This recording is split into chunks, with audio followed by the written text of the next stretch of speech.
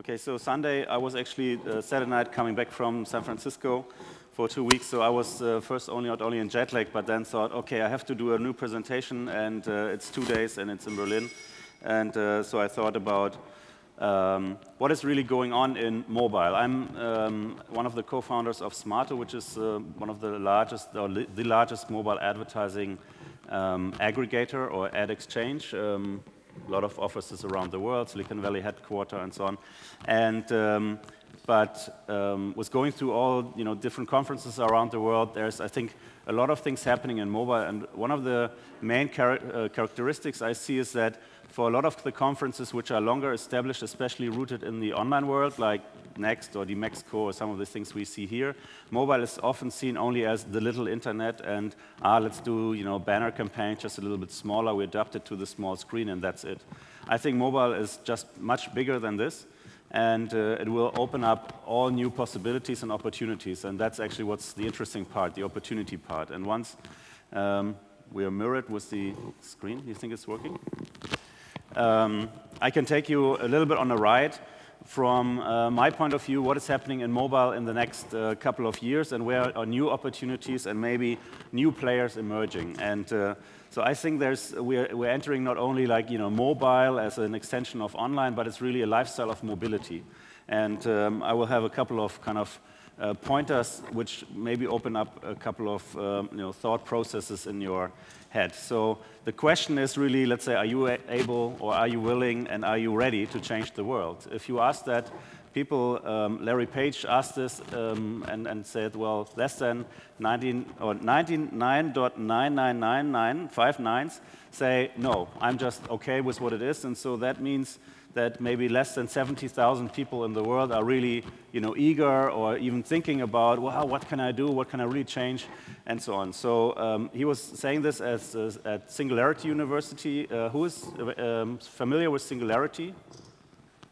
Okay, great. So I have something to say to you. So singularity is the term which you can read here, which occurs when humanity creates artificial intelligence which is bigger than all the combined intelligence that we have already. So what does that mean? All of our intelligence combined, but to put it in a reference, that means we're talking about exponential growth of speed of processors, of everything surrounds us. So you're familiar with Moore's law. So the price of hardware is going down. The speed of processors is doubling every 18 months. And if you take this exponential growth further and further and further, that means that right now we are here somewhere in 2012, 2010. Right now, our computer right now, maybe our iPhone, if you compare it, is somewhere between an insect brain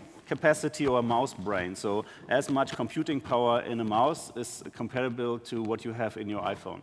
If you extend it only 10 years, our human brain, which is so far still the largest computer in the world, so to say, we will have this capacity taking from a mouse to a brain in 10 years.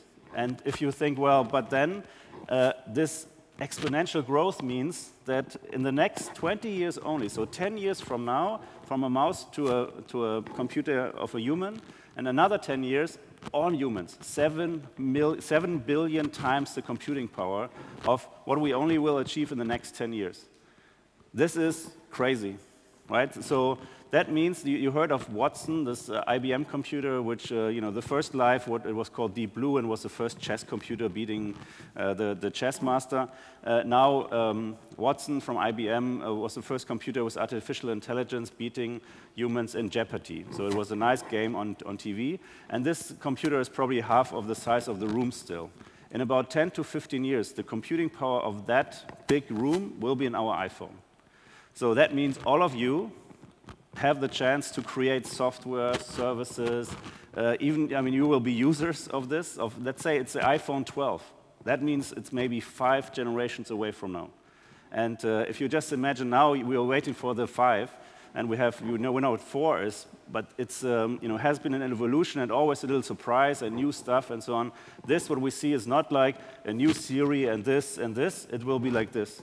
because of the capability. And this is, I think, which is not only, this will not be, Singularity University is funded by NASA and Google, and it's not only that this will be happening in hardware, let's say, computer stuff, but it goes in artificial intelligence, biotechnology, nanotechnology, and all other, let's say, so far more or less research, academic fiefdoms, so to say, will all become information technologies, and therefore they will underlie this faster, cheaper, super-duper speed.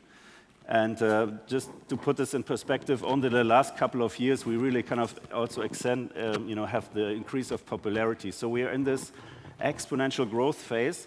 But what does this mean for us, and where is maybe some ideas to just give you some hints of where we're going. So here's a group, and I hope that's sound, yeah. Chaotic Moon from Austin.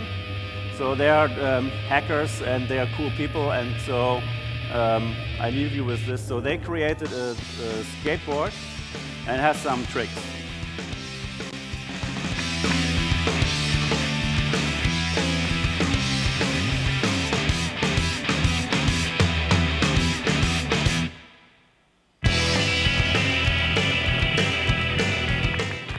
So what they're doing is they have a computer there, and he's driving it with Kinect. So it's touchless interfaces, so to say, and a little bit of music is okay.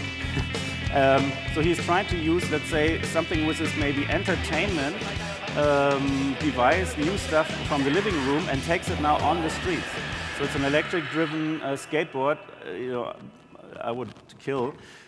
So, and these guys in Austin try to basically now go and play with these, let's say, new tools and new possibilities of technology, and combining this part with this part, and really kind of take it really, if you will, in a very fast motion. And what I'm seeing is like a huge cross-pollination of industries, where mobile is sort of the catalyst, and mobile has already changed, music. And disrupted this, how we not only buy music anymore, but we just own it, and it's streamed, it's accessible all the time. The same will happen to cars. One of the alumni of Singularity University is a company called Getaround. They were speaker 2 weeks ago as well, and they invented basically like a Airbnb model for cars. You can rent out your own car. Basically, you drive to work, and while it's standing in the parking garage, maybe for the next 5 or 6 or 8 hours, you can actually rent it out, and then people come with their iPhone, unlock it, drive around with it for 5 hours, pay you whatever dedicated price with this, what you define like an Airbnb. And once you're back from work and you leave, it's parked there again. And it's actually insured by Berkshire Hathaway, so it's all insured.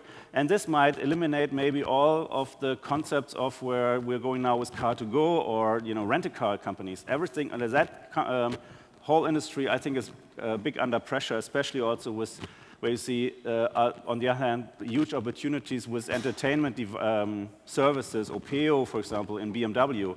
New apps now are not only in your, on your iPhone, but they're also in cars. You have dash screens and so on. So I think car is really exciting. But we have health, media, advertising, fashion. Everything is going to be affected and, let's say, influenced by mobile. And there's obviously a lot of things. On the one hand, you have, let's say, mobile in the middle is maybe your computer, which, we have already screens. Samsung is producing these screens. You see them, like this magic window stuff.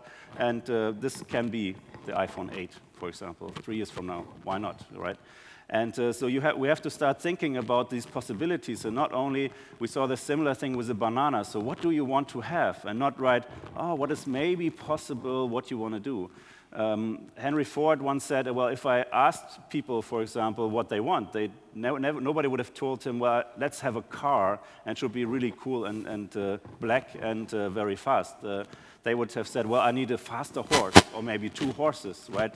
But this paradigm shift of taking a new transportation from the horse paradigm to cars is something which, if you ask people, they don't have it. So, but some of you might have this in you and say, well, why not? And let's go bananas, basically, on inspiration.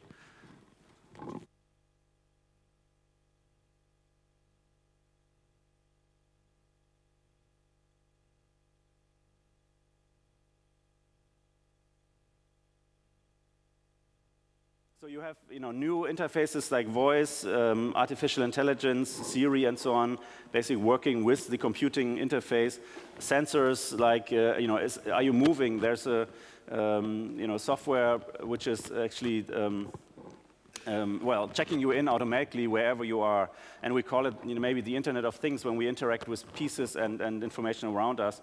But all of these things will be part of maybe a new paradigm of conscious computing, where the computer not only is a tool and a prosthetic device of some information retrieval, but it becomes really embodiment of our information flow. There's a lot of heated sectors right now. Payment, you see there's a big fight. Wherever there's money, there's big fights. Square was the first one where you can just go into a bar and people, it shows up and you don't even have to swipe your card anymore, while PayPal is still trying to catch up with their model, with everybody being sort of a merchant.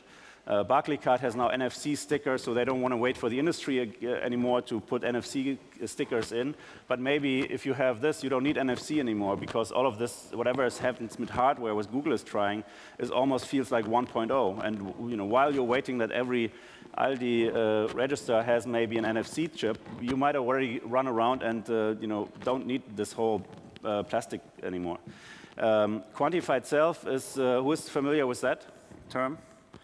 Okay, good. Then I can skip it. So obviously, Nike is coming with their fuel band, and everything is about becoming more measurable and helping you as a positive feedback loop, so to say, to give you some hints and bits and pieces, which then for you help you to guide you through life, achieving your goals, maybe of weight loss or just being fitter or any other things. And one of these, it's not really quantified self, but I thought it fit quite well. I think last night they hit the $9 million, and everybody heard about it. Maybe half of who has maybe subscribed to the Pebble Watch Kickstarter? Oh, okay. So this is you? No. Okay. So we have one sold from 9 million. This is sort of a watch which has their open API. There were a lot of little watches and ideas how maybe Apple Nano, or you have apps on phones which then connect to your smartphone or your closer. This is actually something which is where you can. It's really intelligent. So check it out. Pebble Watch on Kickstarter, and people could bid for it, and they kind of broke all the records. They raised more than $9 million in pre-production of new products. And this is, I think, is another phenomenon that you have a team of, I think there's less than 10 people somewhere in Palo Alto, and they say, okay, here's an idea, here's a prototype, and even, let's say, Palo Alto, where you have angel and VCs and all this whole more a great community of risk takers, they took it even to the potential consumers and raised $9 million in pre-production. mHealth, this is something where you have a device which right away plugs in your iPhone, and you can detect your sugar, glucose level, and actually track, like, did I take my insulin already, yes or no? And there's other people who have just a device which you can plug in, and the information is in a new device, or, well, you have already your computer, and this might even cheaper than a new little pen.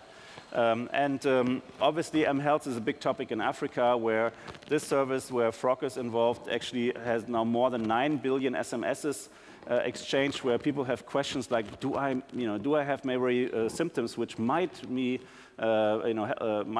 give me which might show that I have HIV, or I might be infected, or I'm in a risk group, and so on. So there's a lot of also education, not only health. Things like weight measurements and so on, but also information technology is now distributed much more. Probably that's like the 7th time you see this during the conference, and what I'm interested more is about, let's say, the idea of, well, where does it actually come from, and how do you envision something like, information technology? And I think we are in parts driven by artists, by creative, Neil Stephenson, and people who think about Jens, what was going on with Skywars? So there was he said you have to say something about Skywars. But so Terminator, the whole information flow. So Kevin Kelly, one of the editors of Large of Wired, said, what technology wants. Is a book from him, quite interesting. So there is already an information. We are basically following concepts of creative people where they envision tricoders and Star Wars and stuff. And so I thought, obviously, this is a very elegant solution for information being no longer really part of our pockets, and we all run around the city like this. But it's, first of all, more heads up rather than a head down economy.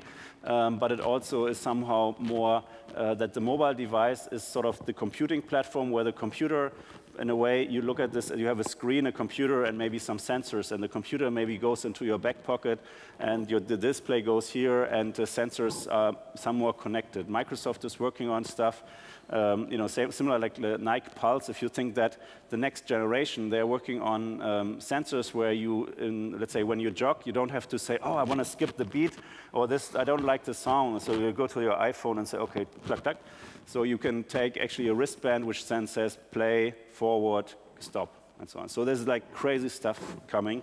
And that was my sky was, you like that? So I thought, you know, so I am your father. So this is sort of what.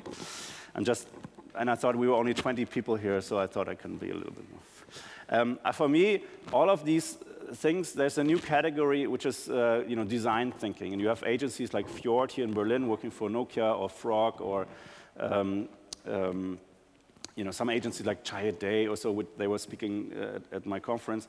And it's really about service design, thinking about, well, how, you know, if we have this computing platform, and, you know, why don't you start already thinking about LTE, which is, you know, 10 times more speed, and we don't even have phones for it, but some of the antennas are already around. If you see the exponential growth, and the possibility which you can have, why don't you already start creating services for 2 years or 3 years from now, where you have to assume everything will be 10 times faster. And this obviously is a huge success story as well for a team of 12 people which saw huge adoption, and you saw basically this curve of exponential growth.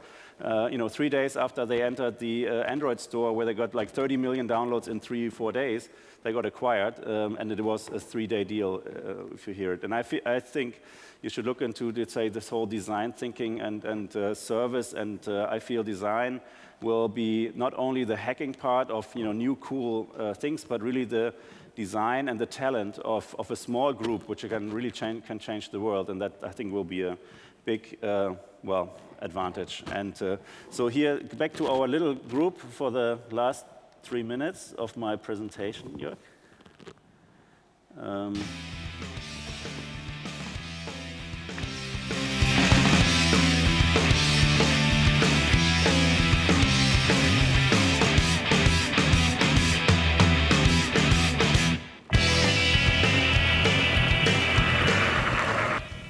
Hi, I'm Phil. And I'm Worley, and we're here to show you the follow-on to the Board of Awesomeness, the Board of Imagination, which instead of being powered by a Kinect, is powered by this emotive headset. Phil, you want to tell them how it works? Let's just start with the board from the top, in case you missed our wonderful Board of Awesomeness. We actually have the brains behind this, the Samsung tablet running Windows 8 developer preview.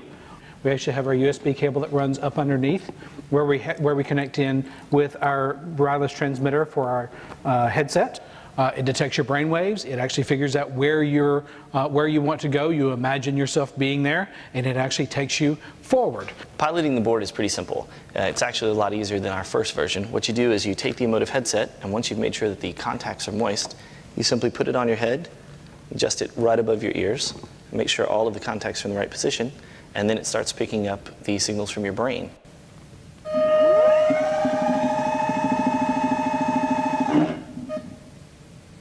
So that's how you make it go. So basically what I'm doing is imagining a point in the future, getting closer, and then stopping.